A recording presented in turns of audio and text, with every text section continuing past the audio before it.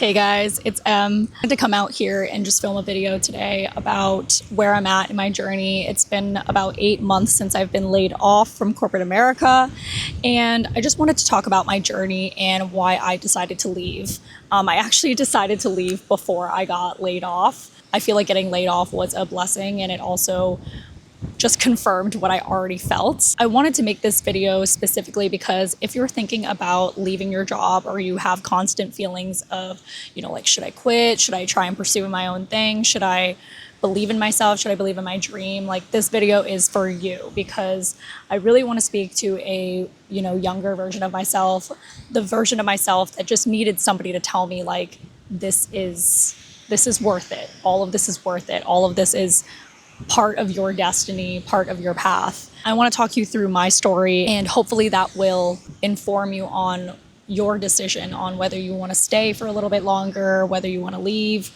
whether you want to pursue your own thing. I can't tell you exactly what to do, but I can share with you my experience, and hopefully that gives you some direction.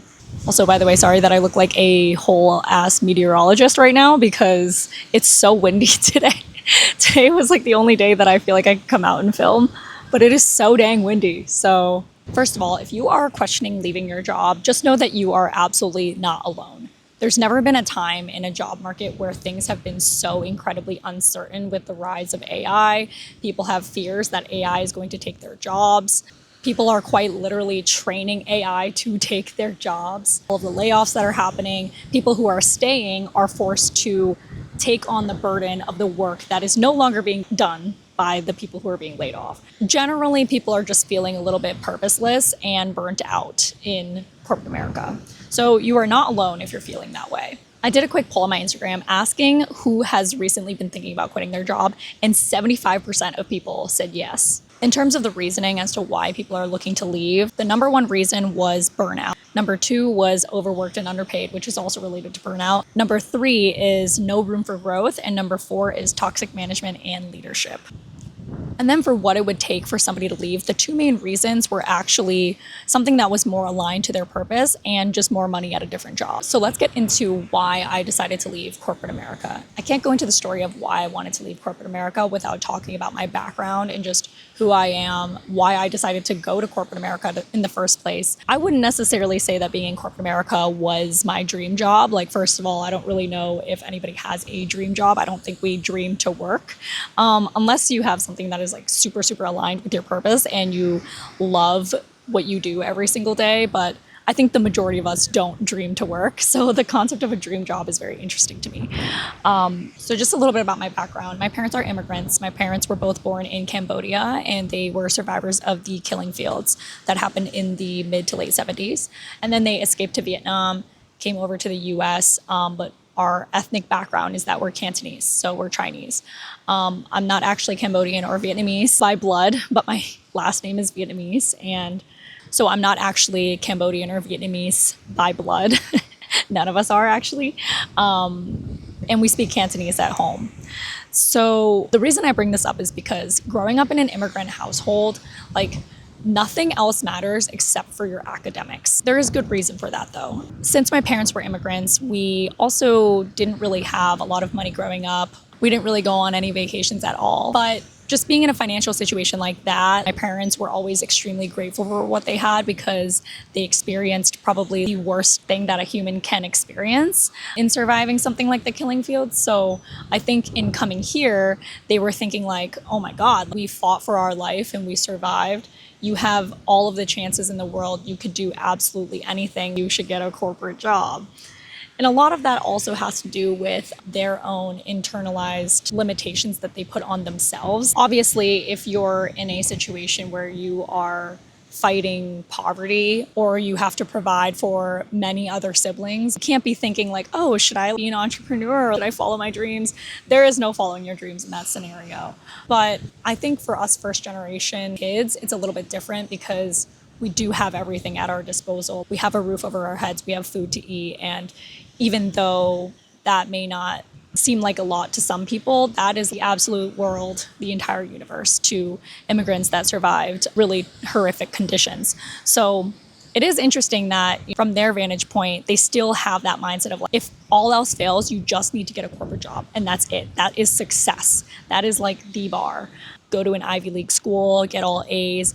And my parents were really strict with me because they just wanted me to be at the top in terms of academics. And they wanted me to do as many extracurriculars as possible. But of course, that didn't mean sports. That meant doing orchestra. I was in like 3 or 4 different orchestras. But I say all that to say, at a very young age, achievement was a core piece of my identity. If I am academically successful, if I am professionally successful, then I am a good person and I am a successful person and I deserve the opportunities that come to me. But only if I am successful, only if I make my parents proud, only if I do those things. So after working super hard in high school and in college and just trying to get as many opportunities as I possibly can, I finally land a corporate job. When I landed my first corporate job, I felt like, oh my God, I've made it. This was my dream. This is the end goal. And for the first year or so, like cosplaying as a corporate girly was a really fun time. Like I was having the time of my life. I was making money for the first time in my entire life. I had money I could spend. It was just amazing. Like I was over the moon. And then 9 months later, COVID hit and I went fully remote as a first-year corporate America newbie. Another key piece of my background is that I always knew that I was creative. Deep down inside, I knew that I wanted to do something artsy, something creative. I loved watching choreographies. I loved watching movies. I loved drawing. I loved photography. And the more that I would indulge in creative pursuits, I still remember my parents being like, what are you doing? You're wasting your time. Why aren't you studying? Why aren't you trying to turn your A- into an A+? Why aren't you finding ways to earn scholarships? Because we can't afford to send you to college. You should be using your time to do better things. And in a world like today where AI is completely taking over all of those skills that you could learn, project management or finance even, or coding, creativity is now one of our biggest assets. My parents couldn't have known back then that creativity is a skill and that you need to build it. And the earlier you start building it, the better you are and the better relationship you have with it. And the more that you can access it. It's just like any other muscle. But so that was another thing, is I kind of felt rejected for being a creative person growing up. And so when I went into corporate America, this is the phase that I'll call ego, validation, and grit. Because those are the things that made me stay in corporate America the longest, even when I was so incredibly unhappy. So number one is my ego. My ego, I was confusing with my identity. So it was like the things that give me self-esteem, the things that make up my sense of self were completely tied to my resume, my job title, the amount of money that I made. And at first it was kind of harmless because everybody's going through the same stages of life that you are as well. You know, when you get your job, you're like, oh, what job did you get? Where are you working? When I got my first job, I got my job title, the company that I work at, and the salary that I made. I didn't even realize that I made that my whole identity. To be honest, our society sets you up to do that. When people meet you, they're like, what do you do? What is your purpose here? That's what it gives. People who meet you want to know immediately, what do you do for work? How do you make money? What's your purpose here, essentially? And we're taught that our purpose and our reason for being here is to do something that makes you money. And we're taught that from a very young age. So that coupled with, me rejecting kind of like my creative side at that time, wanting to find a corporate job, and then also looking for the validation just looking for a validation from my parents, from my managers, my coworkers, that I'm doing a good job and that I've made it. And I was feeling strong imposter syndrome in those early years, thinking, how did I even make it in here? It felt like I had to bang the door down and beg them to give me a job in corporate America. That is truly how I felt. I just felt like I didn't deserve to have a corporate job. And thinking back now, that is so ridiculous. But it was also just a part of my journey. And I think younger me just couldn't conceptualize. I just felt really lucky to have a corporate job. I felt really fortunate. I had opportunities along the way that allowed me to be in corporate America and make a corporate salary because that was what was making it, right? And I made my immigrant parents proud. And then in the first 4 years, I got 3 promotions. I did really well. I was a high performer. I tried to create a network of highly intelligent people at my company and outside my company. And I just wanted to learn about people. Why are you in the position that you're in today? Like, what brought you here? And I wanted to learn about their stories. And that served me really well in corporate, because when you network well, you tend to do pretty well, because you're kind of representing yourself as a personal brand every time you talk to somebody. And I got really good at that. And especially having immigrant parents, like, I always had to like figure out how to put a mask on and like present myself in the best way possible to people. Unfortunately or fortunately, it was a skill that I learned growing up in a predominantly homogenous town with mostly white people, mostly wealthy kids. Unfortunately, and this term is called code switching. And I learned how to code switch at a very young age because I had immigrant parents and I grew up in a predominantly white town, wanted to fit in. So I feel like you learn how to code switch when you want to learn how to fit in with other people, fortunately or unfortunately, but that tends to work very well in corporate America, because you are switching how you are being perceived and how you present yourself based on every single room that you walk into, and based on the information that you know about those people, what they're looking for, how they communicate best, etc. The last reason I stayed too long was honestly grit. And I don't know if you've read Grit by Angela Duckworth. I think it's a really great book. And grit is basically talking about like the resilience that gets you through really tough situations. I think that resilience became a word that I almost resented in corporate America, because for the entire time that I was there, I experienced unexpected change all the time. Like, change was the constant. And I feel like I'm probably not alone in feeling that way, especially with like all of the changes regarding AI and like the layoffs. I'm sure there's a ton of change happening in a lot of different companies, but I experienced that the entire time that I was in corporate America. And so the thing about being a newbie and also being adaptable, being resilient, and with the background that I had, I was very open to every single experience, good, bad, ugly, to be a learning experience for me. And so every time there was an organizational change, every time something happened, I got more responsibility added to my plate. I got a new project that I was working on. I always saw it as an opportunity to learn and to grow and to just consistently put myself in a better position in corporate America. And I always had that learner's mindset. And I think it serves you well, not only in corporate America, but just in life, when you can look at your mistakes and your bad experiences as just lessons for you to learn. And like, the more lessons you get under your belt, the more well-rounded of a person you are, the more adaptable you are, the more resilient you are, and your capacity for taking risks gets elevated as well. But in corporate America, this I thought served me well because I was being perceived very well. People don't like change. That's just human nature. People don't like change because it requires a lot of energy to handle, and it's not always a positive change. So while some people tend to take change very negatively, I feel like I was always somebody that tried to look at it from a very positive view of, okay, let's try something new. Let's do things differently. Let's not be stagnant. Even if this is working well, let's throw it out of the water and try something new. And that, in combination with my resilience of just consistently being like, okay, I'm going to keep going, got me to a point where I was so burnt out. I'm sure a lot of you are feeling burnt out right now, but it genuinely felt like I was waking up to a life that just was not mine. I didn't have any purpose. I didn't have any reason for my existence. And when I was burnt out, I felt like I was adding no value. Absolutely no value. Any space that I was in, even if I tried to show up as my absolute best, even if I tried to work on all of my flaws and my weak areas and reflect and do all of these things. I tried all of these things to try to fix myself. And I think that's what ended up leading to burnout, because I just could not care anymore. I cared so much that I had no more to give. I had no more fucks to give, genuinely. And things really started to shift when I started to notice that I was feeling this way. Because the time in which I noticed I was feeling this way was a lot later than when I actually started feeling this way. And this is why I want to talk about this, because sometimes when your mind is racing and you need extreme mental clarity and sharpness to get the tasks done that you need to get done for work, you aren't really thinking about your body and what you're feeling, because your body will feel the emotions before you can intellectualize them and put words onto your feelings to describe, this is how I feel and this is why I feel the way I feel. So sometimes when you're so in your head and you're thinking about that next project deadline, you're thinking about that next promotion, you're thinking about everything you need to do to get to that next step.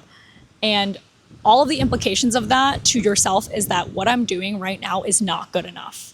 It's not good enough. It's not good enough. It's not good enough to get a promotion. It's not good enough to be valued. It's not good enough to be appreciated by my team or my boss. It's not good enough to get a raise. It's not good enough to A, B, C, D, whatever. And every time you tell yourself, I need to build this new skill, or I need to get better at AI, or I need to talk to that person, or I need to network more, I need to show up better, all of that is inherently telling yourself that you are just not good enough the way that you are. And I can't explain to you how truly invaluable it is to work for a person that truly sees you for who you are and values you and appreciates you and rewards you. That is a hard thing to find. So just humor me for a second. I started to feel like I was driving a car. It's got the GPS on. In my passenger seat is like leadership, management, whoever's giving you directions on where to go. And then the passengers in the car are the team members that you work with, your coworkers. I felt like for 7 years, I was told to just drive as fast as I possibly could through neighborhoods that I did not recognize or know. And with somebody in the passenger seat yelling, why are we not there yet? Why are we not closer? Why are we not beating these other people? When they haven't even given me the GPS address location. Okay? Or when they do, 2 seconds later, it's in the complete opposite direction. Or if they do give me an address, 2 minutes later, they give me a new address and it's in the complete opposite direction. And then halfway through the journey, they tell you to get out of the car and start driving a motorbike. And you're like, I don't know how to ride a motorbike. Tired of this, Grandpa. That's too damn bad! And they're like, well, you gotta learn. You gotta get on that motorbike and you gotta drive as fast as you possibly can. That's really the only analogy that I have that can describe truly how I felt in that moment and why I got so burnt out. Because I was like, what am I driving for? Now let me move on to some of the things that were going through my head when I decided to quit and help you think through whether or not you should quit. When my dad told me stories about escaping Cambodia to Vietnam during the killing fields, there's one quote that I remember most that my dad told me when he was telling stories about his escape from Cambodia to Vietnam. And he said, if I would risk my life to steal a banana so that I don't starve to death, what's the risk of me trying to escape and potentially losing my life for that? I love that quote so much because it compares the risk to the reward. I think a lot of times in life, we are constantly measuring risk and reward. And if we don't have certainty that the reward is going to be much, much, much higher than the risk that we took, I feel like almost 10 times out of 10, people will not take that risk. When he told me that quote, I felt like he had a feeling that what this life is right now, the situation that I'm in, is not serving me anymore. For him, it's way more than just not serving him. Like, that is a situation where his life was being endangered just because he was a disabled person and because he was Chinese in Cambodia. And it seems trivial to be comparing my experience to his, but really I'm just trying to extract the lessons that he learned from such a dire situation. And if it's that bad in those situations, like, I can apply that logic to what I'm experiencing right now. And so 6 months ago, when I truly felt like the scum of the earth, I felt like my self-worth was at an all-time low. It felt like what it was before I even started corporate America. Like, nothing I did was good enough. Nothing was going to get me promoted. Nothing was going to get me a raise. I felt like people just didn't see my value in corporate America anymore. And I didn't understand why that hurt me so badly, because I knew that I was doing a good job at work. I knew that I was performing. I just felt like I was being told that I wasn't. And so after having gone through so many years of changes that I did not choose, I finally wanted to get 3 things back. And that was my agency, my time, and my dignity. To explain that a little bit further, I felt like my agency was stripped away from me in corporate. In some ways, it gave me a lot of agency in my life because it gave me a salary that gave me disposable income to spend on a lifestyle that I felt free to choose. But that only came at a cost of spending 40 plus, maybe 50, maybe 60 hours a week in corporate America. It started to get to a point where I felt like the risk of staying longer in corporate America totally outweighed the reward of leaving. Like the risk of me staying would mean that my physical health was continuously going to plummet because I started getting a lot of physical health issues at like 27, 26 years old. I had like shingles. I had like all these different infections that were coming up that I've never had before. And it's just because my immune system and like my mental health was at an all-time low. And I also started breaking out crazily. I'm still recovering from it now. You know, the risk of staying was that my physical health was going to get much, much worse. Another risk of staying was I felt like I didn't have as much agency over my relationships because it felt conditional on when I could and couldn't see my friends or spend time with them because I was so exhausted from working. And then I would feel guilty because the only time that I have left to myself, I'm not even really resting. I'm just horizontal. I'm just depleted. And I don't have anything to give to anybody. And friends and people around me were starting to say that I seemed unrecognizable. The risk of staying also is leaving time on the table. What you can do with your time is so incredibly underrated. That is the thing that corporate America steals the most of and is the most valuable asset for you in your entire life. I think a lot of us are taught that we can't afford our time and that we must work for corporate America or work a 40-hour job or third shift or whatever it is to earn our time, earn our free time. That is a freaking hoax, okay? There is nothing more valuable than the present moment right now. I started to realize that because I had lost so many of my present moments after 7 years of corporate America, and like people stay for much longer than that. I missed being present for so long, and it's sad that it takes a vacation or like a literal physical removal from the situation to understand how much you are not being present. And it's sad, and sometimes we convince ourselves that a slow drip of feeling present is good enough, but it's really not. I feel like corporate America knows this, and I mean, at the end of the day, for them, it's just an exchange. You know, you said you want to be paid this much money to give us what we're asking for. So we're going to make that handshake agreement, and that's going to be what we agree to. Something else that kept happening to me was in the very, very small moments of quiet that I had, which were like, honestly, just like in the shower because I was so busy and my brain was going 100 miles an hour. But the small moments I had in the shower, I would kind of like fantasize about what my life would be like if I wasn't in corporate America. And the concept of Thailand just kept coming up because I studied abroad there in 2018. And I just remembered how I felt like being stripped of my entire environment and going there knowing absolutely nobody, not knowing where I was going to stay, not knowing a lick of Thai, how much I learned about myself and how much self-esteem I gained just by going there, experiencing life, not having any certainty as to what that experience was going to be like for me. And it turned out being one of the most amazing experiences of my entire life. It changed me entirely.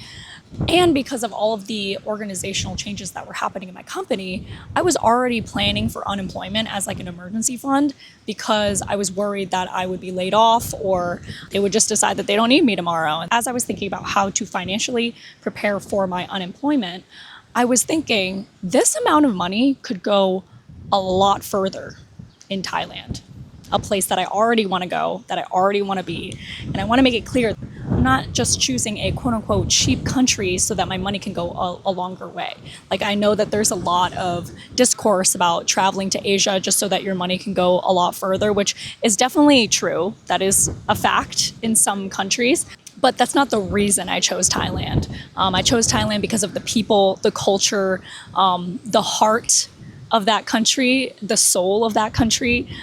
There's just something so healing about being in Thailand and also around Thai people. So I just really yearned for that and I thought about it quite often. And now we're getting into the dignity piece. How does one gain their dignity back? I was looking to get my agency back by leaving my corporate job so I could make my own choices on my own time again. It seems like a very simple concept, but you don't realize how much of that you give away when you work a corporate job.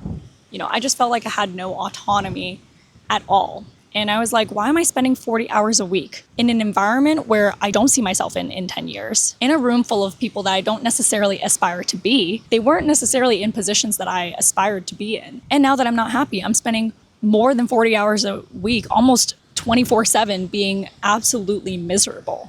it got to a point where I just felt like I didn't have any of my dignity left.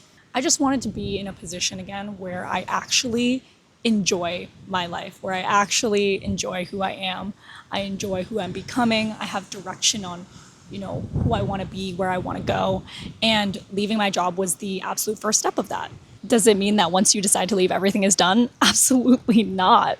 If anything, you just set your next chapter in motion. And that is a huge achievement. Just deciding to quit is the very, very first step. Another kind of analogy that got me through deciding whether or not I should leave, because I deliberated on it for a few months and then eventually decided in June, and I bought a one-way ticket to Thailand. And I was like, I'm not giving myself an exit plan for my dream, which is to go to Thailand, take a creative sabbatical, and just focus on my creative pursuits. And I am going to purchase my unemployment. I'm going to make sure that I can afford to be away for 5 months, because I felt like I owed it to myself after 7 years of just feeding that old corporate identity and that ego. And that entire time I was neglecting who I really am, which is a creative person who wants to start her own business, who wants to have enough time for her friends and family, who wants to be able to make enough money to build intergenerational wealth, to be able to take care of my friends and family and myself and my partner. In order to get to that outcome, I have to live life so incredibly differently. I was seeing that so many people, even in the highest levels of corporate America, were not living that life. They didn't feel like they were building that intergenerational wealth. They didn't feel like they had time for their kids or their family. They didn't have time. They weren't happy. I was like, is that really what I want to do? No. Just by deciding mentally that I was going to leave, I immediately felt more of my agency, my dignity come back. And then later, when I was deliberating on how I was going to tell my parents that I was leaving for Thailand, and then also how I was going to tell work that I was going to leave, they laid me off. Which is so silly. The world has such a silly way of making things come true. And I took that as a sign that this was the path that I was meant to take no matter what. And whether I was going to leave or not, the universe had already decided for me, girl, you're gone. But then when that happened, I got my time back. But I did feel a little bit of my dignity taken away from me, because I wanted to have that conversation and say, I'm leaving. But you know what? A win is a win. And I knew that it was my ego talking, that I just wanted to say, I'm leaving. That's coming from your ego, a misunderstood corporate girly who tried her best and people didn't see her value. Girl, that story's old news, okay? We are now in our creative entrepreneur era. So if you're listening to this and you want to start a brand new chapter, and you are in your corporate job, or you're in your 40-hour-a-week full-time job, whatever it is that you're doing, if you're in college, you don't know what you want to do when you graduate, if you're in high school, and you don't know what you want to major in, just know that if you are going to start a new chapter, and if you are scared, if you have a lot of fear and anxiety, follow that fear. Because on the other side of that fear is going to be one of the most transformational experiences of your life. There's a reason why transformation doesn't feel good. Transformation happens only when you go through a certain number of hardships. You have to be forced into the new version of you, because right now, every single day, you put yourself into the same old mold. Just think of yourself as this moldable sand, okay? You're so moldable, you're so beautiful. You can be anything that you want to be, okay? You can be in the water, you can be on land, but once you keep being put into the same mold over and over and over and over and over again, you harden. So if you're gonna want to change and you want your life to look different, you're going to have to do things drastically differently, and it's not going to be easy. It's going to be probably some of the hardest things that you've ever done, because you're learning a new way to live, a new way to operate, a new way to think, a new way to reflect, a new way to see yourself, and that's not easy. What's easy is staying the same. What's easy is staying right where you are, even though it's mentally hard and it's mentally challenging to see yourself go through this terrible situation. It's not easy to deal with, but it's the comfortable thing to do, to stay where you are. If you're the type of person that kind of likes to plan out a path for how you get somewhere, let's just say you are in your corporate job right now and you're thinking, when I get to this point, I will start to do these things, and then eventually I will start creating that life that I want. I think that what's actually going on in your mind is that you're not giving yourself permission to try something without knowing that it's going to work. I think oftentimes that's why we are our biggest enemy, because we want certainty that this new chapter is going to be an amazing chapter. Right now, if you're writing the book of your life and you're still writing the same chapter, let's just say like chapter 7 is my corporate America chapter, is your corporate America chapter. You're just writing. That chapter is long. When will that chapter end? Maybe it's just a matter of leaving one job and going to another. Like, you don't have to go into this whole like entrepreneurship journey. That's just what I chose to do. But even if you're deciding to go to a new job, you still got to close this chapter, right? And when you're thinking about closing the chapter, it can be very anxiety provoking because you don't know what the next chapter is going to look like. You just don't. And that's just the way of life. Like, there's no way that you're going to know what that chapter looks like until you write it. I think that's the beauty of living and experiencing. And that's also one of the very things that AI can never take from you. Like, living a life and like going through personal transformations, finding a community, finding people who are going through those same transformational experiences, that is something AI can never do. It'll never do that for you. AI cannot live your life. Only you can live your life. If you're writing your chapter right now and you're feeling like, I don't know if I should end this chapter, if I should keep writing, or if I start a new chapter, like what's the new chapter going to be? Like, girl, write it. Just decide to end it and write it and see what it says. I know it's easier said than done. Like, trust me. Like, I literally just went through the same thing. If you think about every single time that you've went through a very positive transformational experience in your life, did you map out how to get there? Like, did you have an exact step-by-step project plan or framework on how to get there? Probably not. The point is, when you make a mental decision to make something a reality, you will automatically go into a mode where if you give yourself permission to follow this, like truly, not just like a dip my toe in kind of situation, but like a full 10 toes down, grip in the sand, okay? If you give yourself permission to, your brain will find a way to make it happen. For example, if your parents have ever told you, you have to go to college, tell me how many times in high school you're like, how the heck am I supposed to make that happen? I got a B in chemistry, or like, I got a D on my test yesterday. Like, you had so much self-doubt. Like, am I going to get into college? Am I going to get into a good college? Am I going to be able to get scholarships? Like, what's going to happen? And then lo and behold, eventually you find your way to a college. You go to college and then you get a job and you do all the things that people told you have to do because they just told you that you have to do it. So what's the difference between that and you telling yourself, like, you have to follow your dream? You have to. Like, treat it as if your immigrant parents are forcing you to do so. Treat it as if someone is forcing you to do it. And they're like, I'm going to be so disappointed in you if you don't do this. You know, like, you will find a way to make it happen. The beauty of going into your next chapter, knowing that you don't really have any expectations, or you're not like so tied to the outcome of what that chapter is going to be. But if you just tell yourself, like, this is going to be a beautiful chapter in my life, it's going to be a beautiful chapter in my entire story about how I left a situation that was very toxic and unhealthy for me, and I decided to choose myself for once. Whatever that may be for you. Like, you don't need to have certainty about how successful it's going to be. This is me also talking to myself, because I'm trying to tell myself right now that, like, I don't need to know what success looks like. I just need to keep writing the story. I hope that you can do the same. I don't know if that means that you'll decide that you're going to leave what you're doing right now, but keep asking yourself, like, when should I close this chapter?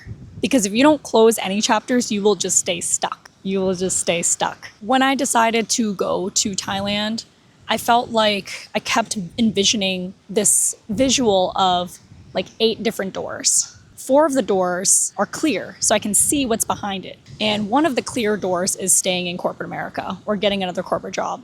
And I could see behind the door that I would still be unhappy. I would still be stuck. I would still feel like my health is not great and I don't have agency. I don't have time. I don't have dignity. But then there are 4 doors that you can't see behind. And those kind of represent the choices that represent risks to me because I don't know what the outcome is going to be. In life, I think we often tend to choose the doors that we can see behind because we know what's behind it. We know it's predictable. Going back to a job that you've done before, going back to a manager you've worked for before, going back to live at home. Like, all of those things seem predictable to us, so we're more willing to take those choices. The ones that present as risks are the ones that we are much less likely to take. Yet, behind that door could be $1 million. But we're just not willing to take it because there are doors that we can see behind, and then we're like, okay, I know what to expect. I know I can just keep doing this. But the doors that you can't see behind, even if there was like $1 million and like 14 cute cats behind it, we still are less likely to choose it just because we don't have certainty about it. That's kind of like how I was comparing staying in corporate versus leaving and just doing 5 months in Thailand and like figuring it out when I got back. And when I took that choice, I opened that door and there were so many amazing experiences that I could have never planned for. I could have never written out, this is exactly what I'm going to do when I get to Thailand, and wouldn't trade any of those experiences for the world. I think I'm just saying that to say that if all of those clear doors that you have, all of the things that are predictable for you start to be negative, consider opening one of those opaque doors. Or think about if you had dream lives behind those doors. Just imagine the 8-door scenario, right? And imagine the 4 clear doors as your life as it currently is, your career, your relationships, your family, all of that. Let's just say you can see behind it. And then you see the doors that have nothing behind them, or you can't see behind them. You should imagine 4 different paths that your life could go that would change it entirely, change it for the better. And just see which one of those resonates. Give yourself permission to just play around with the quote unquote impossible. What if I just started a, 6-figure business and I was able to travel the world, and something like that, give yourself the permission to write those stories behind there. And then the last thing I'll say is right now I'm in the stage of closing my chapter. I'm kind of in that blank white space, when you're reading a book and then you get to the last page in the chapter and it has the last sentence or whatever, and then it's just blank. And then you flip the page, there's no title yet, you just start writing, right? And I kind of feel like I'm in between that and writing, or I'm writing and I'm just feeling a little bit insecure about it because all of the advice I'm giving you today, I have to learn how to follow myself. But the advice that I would give you 8 months later from being laid off, after having chosen to leave, but being laid off, is that no matter how many hard days I have now, which I do, I have a lot of hard days. I have a lot of days where I wake up and I consistently doubt myself and I'm like, what am I doing? Why did I choose this path? All of those moments where I doubt myself, there's never a moment where I regret envisioning a life that I want to live and going after it. And if that's going to be the entire chapter's thesis, so be it. Even if it ends up in a total catastrophe, everything crashes and burns, I think it would make for a really great story. If that is helpful to you at all in where you are, if you're feeling stuck, if you're feeling like you're in between, 2 phases of your life, 2 chapters of your life, and you just need that extra spark and that motivation to kind of push you into transformation. I hope this video did that for you. I hope that it allows you to envision and build a life that you want to live. And I hope that this next chapter is the start of that. So until next time, thanks for watching. Bye.